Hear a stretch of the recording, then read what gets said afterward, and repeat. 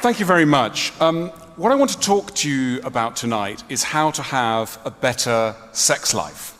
Now, there's good and bad news. The bad news is it's not simply going to be a physical exercise. I'm not going to be able to recommend any creams, lotions, or special positions. I don't believe that bad sex starts with a lack of ointments.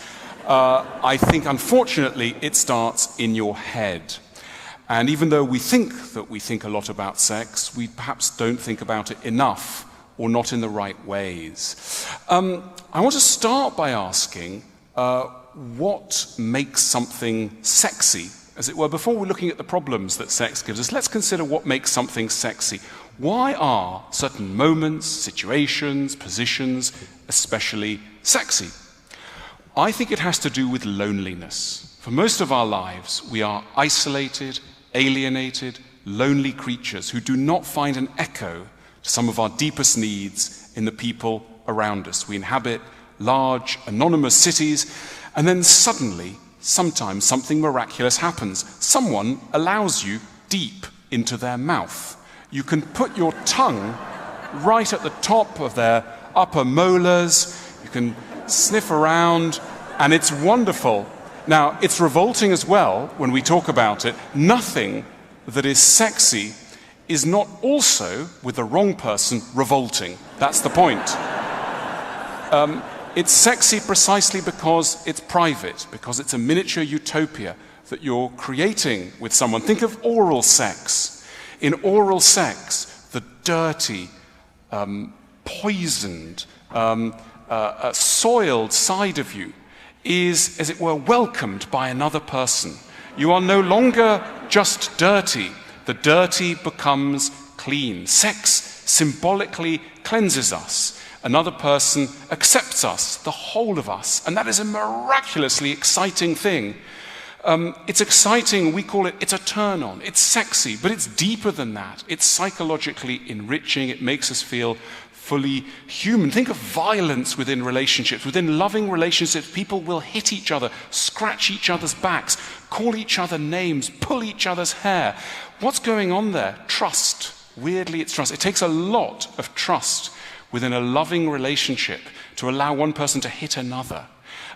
Violence, sexual games, all of these things, they're not signs of depravity. They're precisely signs of our more aggressive impulses being accepted within a social arena, and there's a tremendous sense of well-being that comes from that. I want to ask why some people turn us on. What is a sexy person? Now, evolutionary biologists have got an answer to this question. They tell us that a sexy person is a healthy person. What we colloquially call sexy is somebody who is symmetrical. Their face is symmetrical. Evolutionary biologists have studied diseases in the womb and in the early years of life and have concluded that people who have facial deformities in later life are almost all subject of some kind of attack, biological attack in early life. So the person we call beautiful is someone who shows a healthy lineage, and we're deeply attracted to that. Now, some people in history have tried to tell us not to have too much sex, not to think about too much sex. They've been aware of the power of sex. And they've got us to try and do various things, not to think too much about sex. And when we think about these people, we think, oh my goodness, how repressed they were, dressing to head to toe in gear, getting too turned on by the sight of an ankle. This seems ridiculous. We think in the modern world that we are liberated, right?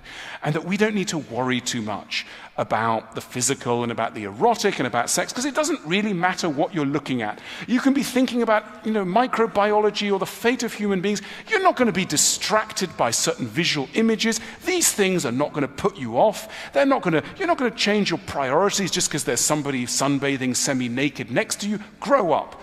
Now, my analysis is, yes, we will. Very many of us, very sensible people, get very, very, very affected by these sort of things. Now, I'm not necessarily recommending this, but I'm thinking let's think about the power of sex sometimes to draw us away from things that are very important. Let's not let sex be used as a distraction from very necessary internal processes. Let's sometimes admit that a certain amount of censorship And repression is not just for the Victorians, it's not just for the religious, it's for all of us. If we're trying to have a good life, part of that good life will involve some censorship, some repression. Now, let's think about the other problem, which is having too much sex, or rather being in the grip of a sexual obsession. The problem with sex is that we often use it not to think about stuff that's quite painful. Sex comes along and fills a vacuum. You know, when you don't want to think, and you've got something pressing, all sorts of difficult things to do, and you're in front of a computer, what might you do, guys? Guys, what might you do? Yeah. You know what you're going to do, right? We could take ourselves seriously, very seriously. We could almost be growing smug about the sort of people we are, clever and wise and noble. Fortunately, we have a sex drive. And that sex drive doesn't allow us very long to think of ourselves as sensible beings, because we know what's going on in our minds. We know every day as we ride the tube, as we walk the streets, there's stuff in our minds that if a video camera was put in there, we would just look absolutely absurd. And that absurdity is rather nice, in a way. Let's respect how ridiculous sex makes us. It gives us enormous amounts of pain, but it also gives us that vital, psychological, philosophical lesson to remind us not to take ourselves too seriously. Thank you very much.